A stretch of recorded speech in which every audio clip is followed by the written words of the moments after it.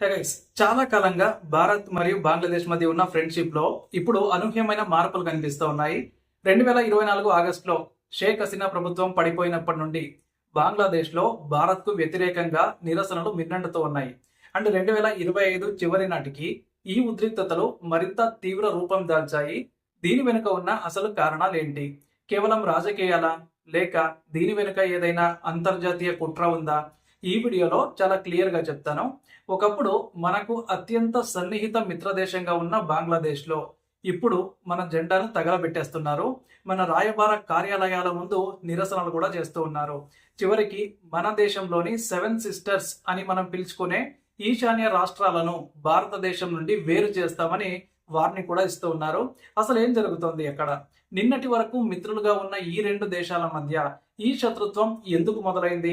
ఇది కేవలం విద్యార్థుల నిరసన మాత్రమేనా, లేక దీని వెనుక ఏదైనా పాకిస్తాన్, చైనా లాంటి దేశాల హస్తం ఉందా అంటే 2025లో మారిన బంగ్లాదేశ్ రాజకీయ ముఖ చిత్రాన్ని, భారత్ పట్ల పెరుగుతున్న వ్యతిరేకతను ఈ రోజు మనం లోతుగా తెలుసుకుందాం. ముఖ్యంగా ఈ గొడవలకు మూలం ఏంటంటే 2024 ఆగస్టు 5న జరిగింది. బంగ్లాదేశ్ ను 15 ఏళ్ల పాటు పాలించిన షేక్ హసీనా విద్యార్థుల ఉద్యమ దాటికి తట్టుకోలేక అక్కడి నుండి పదవికి రాజీనామా చేసి భారత్ కు పారిపోయి వచ్చారు. భారత్ ఆమెకు ఆశ్రయం కల్పించింది. ఇక్కడే మనకు అసలు చిక్కు వచ్చి పడింది. బంగ్లాదేశ్ లోని కొత్త ప్రభుత్వం మరియు అక్కడి ప్రజలలో ఒక వర్గం ఏమనుకుంటున్నారంటే భారత్ ఒక డిక్టేటర్ కు రక్షణ ఇస్తోందని, షేక్ హసీనాను తమకు అప్పగించాలని, ఆమెపై అక్కడ విచారణ జరపాలని వాళ్ళు డిమాండ్ చేస్తూ ఉన్నారు. అయితే భారత్ ఆమెకు ఆశ్రయం ఇవ్వడం అనేది ఒక దౌత్యపరమైనటువంటి నిర్ణయం. కానీ బంగ్లా ప్రజలు దీన్ని తమ దేశ అంతర్గత వ్యవహారాల్లో భారత్ జోక్యంగా భావిస్తూ ఉన్నారు. హసీనా వెళ్లిపోయిన తర్వాత బంగ్లాదేశ్ లో మత చాందవసాదం ఒక్కసారిగా పెరిగిపోయింది. ముఖ్యంగా 2025లో ఇస్కాన్ సంస్థ చుట్టూ జరిగిన వివాదం చిచ్చురేపింది. చిన్మయ్ కృష్ణ దాస్ అనే హిందూ మత గురువును అరెస్టు చేయడం, హిందువులపై దాడులు జరగడం భారత్ లో పెద్ద ఎత్తున ఆగ్రహాన్ని కలిగించింది. దీనికి ప్రతిస్పందనగా భారత్ లో నిరసనలు జరగడం, అగర్తలాలో బంగ్లాదేశ్ కాన్సులేట్ పై దాడి జరగడం అనేది పరిస్థితిని మరింత దిగజార్చాయి. కానీ మా దేశంలో ఏం జరిగినా కూడా భారత్ ఎందుకు స్పందిస్తోంది అన్నది బంగ్లా నిరసనకారుల వాదన. దీనివల్ల సాధారణ ప్రజలు కూడా భారత్ పట్ల అక్కడ వ్యతిరేకత పెరిగింది. ప్రస్తుతం అంటే డిసెంబర్ 2025లో ఒక కొత్త రకమైన హెచ్చరిక వినిపిస్తోంది. బంగ్లాదేశ్ లోని నేషనల్ సిటిజన్ పార్టీ ఎన్సిపి నాయకులు ఒక అడుగు ముందుకేసి భారత్ గనక బంగ్లాదేశ్ సార్వభౌమత్వాన్ని గౌరవించకపోతే భారత్ లోని ఈశాన్య రాష్ట్రాలను 7 సిస్టర్స్ ను భారత్ నుండి వేరు చేస్తామని రెచ్చగొట్టే వ్యాఖ్యలు అయితే చేస్తూ ఉన్నారు. దీనిపై మన విదేశీ వ్యవహారాల శాఖ తీవ్రంగా స్పందించింది కూడా. బంగ్లాదేశ్ రాయబారిని పిలిపించి మరీ హెచ్చరించింది. అసలు ఒక చిన్న దేశం ఇంత ధైర్యంగా భారత్ ను ఎలా హెచ్చరించగలుగుతోంది?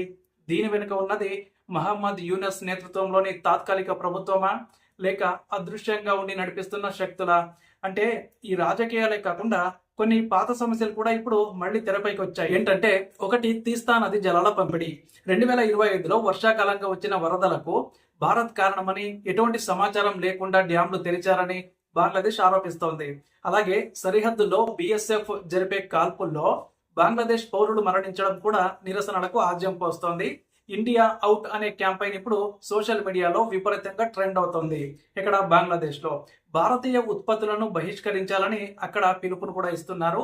ఇక్కడ మనం గమనించాల్సిన మరో ముఖ్యమైన విషయం ఉంది. ఏంటంటే బంగ్లాదేశ్ లో భారత్ పట్ల వ్యతిరేకత పెరగడం వల్ల లాభపడేది ఎవరు? ఖచ్చితంగా పాకిస్తాన్ మరియు చైనా. షేక్ హసీనా ఉన్నంత కాలం బంగ్లాదేశ్ లో పాకిస్తాన్ ప్రభావాన్ని భారత్ అడ్డుకుంది.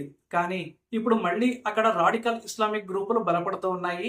వీరికి పాకిస్తాన్ ఐఎస్ఐ మద్దతు ఉందనేది నిఘా వర్గాల సమాచారం. అలాగే చైనా కూడా బంగ్లాదేశ్ కు భారీగా అప్పులు ఇచ్చి అక్కడ తన పట్టును బిగించాలని చూస్తోంది. భారత్ చుట్టూ ఉన్న దేశాలను భారత్ కు దూరం చేసే చైనా స్ట్రింగ్ ఆఫ్ పర్ల్స్ వ్యూహంలో ఇది ఒక భాగం కావచ్చు. చివరగా మనం అర్థం చేసుకోవాల్సింది ఏంటంటే బంగ్లాదేశ్ లో జరుగుతున్న ఈ నిరసనలు కేవలం భావోద్వేగాలతో కూడినవి మాత్రమే కాదు, ఇవి ఒక పెద్ద భౌగోళిక రాజకీయ మార్పునకు సంకేతం అన్నమాట.